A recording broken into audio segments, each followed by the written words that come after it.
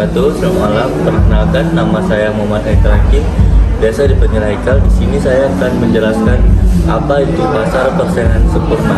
Pasar persaingan sempurna adalah sebuah struktur di mana terdapat banyak penjual dan pembeli yang saling bersaing untuk satu jenis produk yang sama atau homogen. Tidak ada satupun pihak yang punya kekuatan untuk mempengaruhi harga pasar tersebut.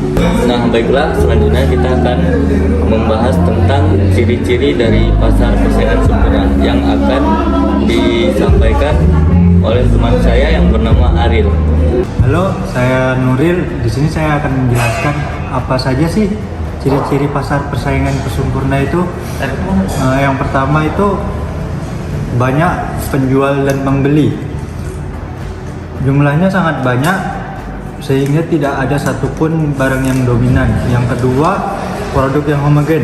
Barang atau jasa yang diperjualbelikan identik dan tidak dapat dibedakan. Yang ketiga, bebas.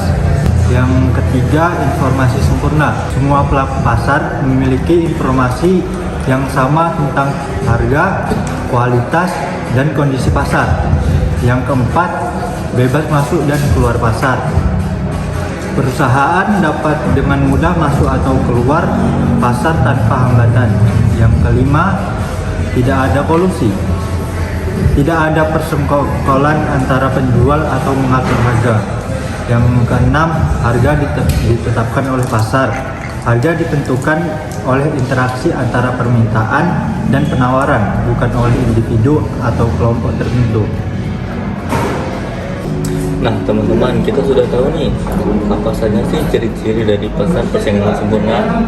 Selanjutnya kita akan membahas tentang contoh-contoh dari pasar persaingan sempurna yang akan dibahas oleh teman saya bernama Hafiza. Teman-teman, saya Hafiza akan menjelaskan contoh dari pasar persaingan sempurna. Yang pertama, ada pasar pertanian. Misalnya pada pasar sayuran dan juga pasar buah-buahan, di mana banyak petani menjual produk serupa dengan harga yang sudah ditentukan oleh pasar. Yang kedua, ada pasar ikan. Di pasar ikan banyak penjual yang menawarkan berbagai jenis ikan dan konsumen memiliki banyak pilihan untuk memilih. Yang ketiga, ada pasar valuta asing. Dalam pasar ini banyak pelaku yang membeli dan menjual mata uang dan dengan harga yang sudah ditentukan oleh penawar dan permintaan. Terima kasih.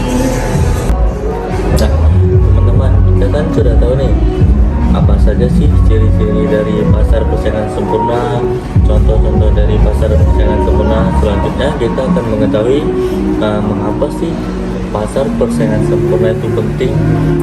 Kita akan tahu jawabannya dari teman saya bernama Fikri. Saya di sini ingin menjelaskan materi pasar persaingan sempurna tentang mengapa pasar persaingan sempurna itu penting. Pasar persaingan sempurna sangat penting karena ada beberapa faktor. Yang pertama adalah efisiensi. Efisiensi sangat penting karena memastikan sumber daya digunakan sebaik-baik mungkin dalam memproduksi barang sehingga mendapatkan biaya yang rendah dan memenuhi kebutuhan konsumen, mencegah pemborosan sehingga konsumen mendapatkan kualitas barang yang terbaik dan dengan harga yang adil. Yang kedua adalah keadilan. Keadilan juga sangat penting bagi pelaku di pasar, baik konsumen maupun produsen, sehingga mereka mempunyai peluang yang sama, mencegah monopoli satu pihak dan konsumen mendapatkan akses harga yang adil oleh permintaan dan penawaran. Yang ketiga adalah alokasi sumber daya. Alokasi sumber daya sangat penting bagi pasar persaingan sempurna karena memastikan barang yang diproduksi sesuai dengan kebutuhan masyarakat dan menghindari pemborosan sehingga dapat menjaga keseimbangan harga pasar. Terima kasih. Nah, teman-teman, kita sudah tahu nih 3 poin penting dari pasar persaingan sempurna, seperti ciri-ciri pasar persaingan sempurna, contoh-contoh dari pasar persaingan sempurna, mengapa pasar persaingan sempurna itu penting. Selanjutnya kita akan tahu nih keterbatasan dari pasar persaingan sempurna. Keterbatasan dari pasar persaingan sempurna akan dijelaskan oleh teman saya yang bernama Alivia. Halo teman-teman, perkenalkan nama aku Alivia. Di sini aku bakal jelasin tentang apa saja keterbatasan yang ada pada pasar persaingan sempurna. Yang pertama itu ada idealitas, di mana dalam dunia nyata kita sulit sekali untuk menemukan pasar yang betul-betul sempurna. Seperti yang dicontohkan oleh teman saya tadi, Hafiza, di mana dia menjelaskan tentang contoh-contoh pasar persaingan sempurna itu hanya mendekati. Yang kedua itu ada kurangnya inovasi, karena pada pasar persaingan sempurna hanya berfokus pada efisiensi untuk melakukan sesuatu dengan baik tanpa pemborosan dan dengan hasil yang maksimal. Jadi pasar persaingan sempurna itu berfokus bagaimana cara untuk memasarkan sebuah produk atau sebuah barang. Oke, terima kasih. Nah teman-teman, kita sudah tahu nih ciri-ciri dari pasar persaingan sempurna, contoh-contoh dari pasar persaingan sempurna, mengapa pasar persaingan sempurna penting, keterbatasan dari pasar persaingan sempurna. Selanjutnya kita akan tahu nih kekurangan dan kelebihan dari pasar persaingan sempurna. Kekurangan dan kelebihan pasar persaingan sempurna akan dijelaskan oleh teman saya yang bernama Jocelyn. Selanjutnya saya akan membahas keuntungan dan kekurangan pasar persaingan sempurna. Keuntungan pasar persaingan sempurna terdapat dua, yaitu tidak ada kekuatan pasar dan akses informasi yang sama. Tidak ada kekuatan pasar, yaitu perusahaan tidak bisa menentukan harga produk secara sepihak karena harga yang ditentukan oleh interaksi antara permintaan dan penawaran pasar.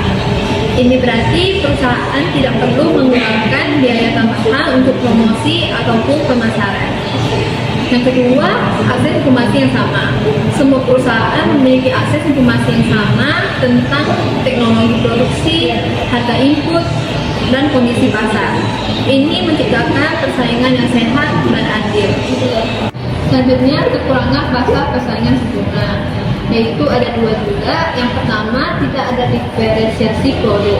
Produk yang dihasilkan bersifat homogen, yaitu sama persis dengan produk pesaing. Ini membuat sulit bagi perusahaan untuk membedakan produknya dan membangun loyalitas pelanggan. Yang kedua, keuntungan jangka panjang yang minimal. Perusahaan hanya akan mendapatkan keuntungan normal, yaitu keuntungan yang cukup untuk menutupi biaya produksi. Tidak ada keuntungan ekstra yang signifikan dalam jangka panjang. Kesimpulannya yaitu pasar persaingan sempurna memiliki kelebihan dalam hal efisiensi dan keadilan, namun juga memiliki kekurangan dalam hal inovasi dan pertumbuhan perusahaan. Nah teman-teman, di sini kita akan lihat nih kurva dari pasar persaingan sempurna, dia ke atas atau ke bawah ya. Mari kita lihat kurva dari pasar persaingan sempurna yang akan dijelaskan oleh Kak Kasih. Selamat malam, saya Kasih. Di sini saya akan menjelaskan tentang kurva pasar persaingan sempurna, di mana harga dalam pasar persaingan sempurna ini ditentukan oleh permintaan dan penawaran. Jumlah output perusahaan relatif sangat kecil dibanding output pasar, maka berapapun yang dijual perusahaan, harga relatif tidak berubah. Permintaan total atau total revenue perusahaan sama dengan jumlah output dikali harga jual. Karena ketidakmampuan penjual dan pembeli dalam mempengaruhi harga, maka harga secara otomatis telah ditentukan oleh pihak pasar. Dengan demikian, permintaan rata-rata atau average revenue dan penerimaan yang marginal revenue adalah sama dengan harga. Dengan demikian, didapatkan kurva permintaan dan penawaran sebagai berikut. Pada kurva A, industri menunjukkan tingkat harga dalam pasar persaingan sempurna ditentukan oleh permintaan dan penawaran. Sedangkan kurva B, perusahaan menunjukkan jumlah output perusahaan relatif sangat kecil dibandingkan output pasar, maka berapapun yang dijual oleh perusahaan, harga relatif tidak akan berubah. Karena perusahaan individual bertindak sebagai price taker, maka kurva permintaan yang dihadapi oleh perusahaan berupa garis horizontal sebesar P. Kurva permintaan B sama dengan kurva permintaan rata-rata AR, sama dengan kurva permintaan marginal MR, sama dengan harga P. Kurva penerimaan total berbentuk garis lurus dengan sudut kemiri dan positif, bergerak mulai dari titik 0,0. Sekian, terima kasih dan selamat malam. Baiklah teman-teman, kita sudah lihat video presentasi dari kami dengan materi yang sudah kami sampaikan. Selanjutnya jika ada pertanyaan silakan ditanya. Terlebih terkurang saya mohon maaf. Saya tutup dengan Assalamualaikum warahmatullahi wabarakatuh.